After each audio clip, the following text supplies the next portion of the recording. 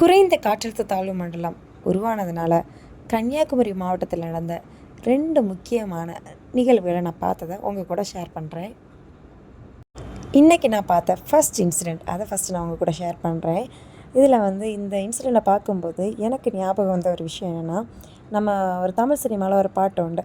அந்த பாட்டில் என்ன சொல்லுவாங்க அப்படின்னா, கொடைக்கானல் போனால் மேகம் முட்டும் அப்படின்னு சொல்லுவாங்க. அப்போது இந்த இந்த இன்சிடெண்ட்டை பார்க்கும்போது என் மைண்டில் தோணுது, கொடைக்கானலில் மட்டும்தான் மேகம் முட்டுமா என்ன? இங்கே கன்னியாகுமரியிலே பார்த்தீங்க அப்படின்னா நிறைய டைம் இன்றைக்கி நம்ம வீடியோவில் கேப்சர் பண்ணி போட்டிருக்கோம். மேகமங்கள்லாம் பார்த்தீங்க அப்படின்னா மலை பக்கத்தில் ரொம்ப க்ளோசஸ்ட்டாக இருக்கிறதா பார்க்க முடிஞ்சது.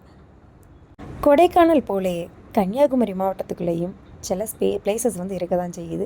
அதில் பர்டிகுலராக பார்த்தீங்க அப்படின்னா கோதையார் அப்படின்னு சொல்லி ஒரு அழகான ஒரு பிளேஸ். அந்த இடம் பார்த்தீங்க அப்படின்னா அப்படியே ஒரு கொடைக்கானல் போல் தான் இருக்கும். சொல்லப்போனால் கிளைமேட் கூட கொடைக்கானல் இருக்க கிளைமேட் தான் மெயின்டைன் ஆகுது அப்படின்னு சொல்கிறாங்க. அங்கே அஸ் யூஷுவல் டெய்லியுமே இந்த மலை பக்கத்தில் மேகங்கள் முட்டுறதை பார்க்கலாம் அப்படின்னு சொல்கிறாங்க. இது கொடைக்கானலில் மட்டும்தான் பார்க்க முடியும் அப்படின்னு நம்ம நினச்சிட்டு இருந்தோம்.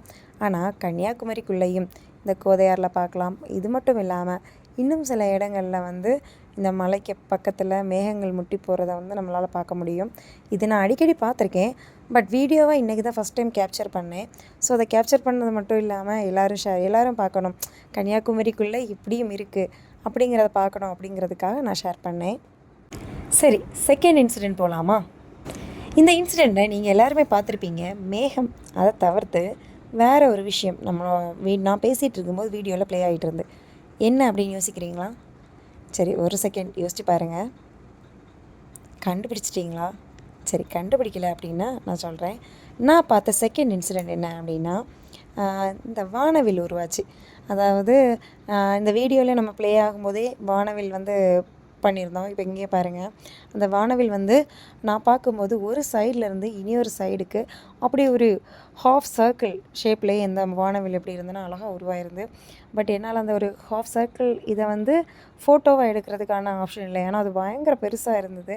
ஸோ அதை நான் வீடியோவை தான் கேப்சர் பண்ணியிருக்கேன். இது நான் ஒரு எண்டிலேருந்து அடுத்த எண்டில் அந்த கர்வ் அழகாகவே இருந்துச்சு.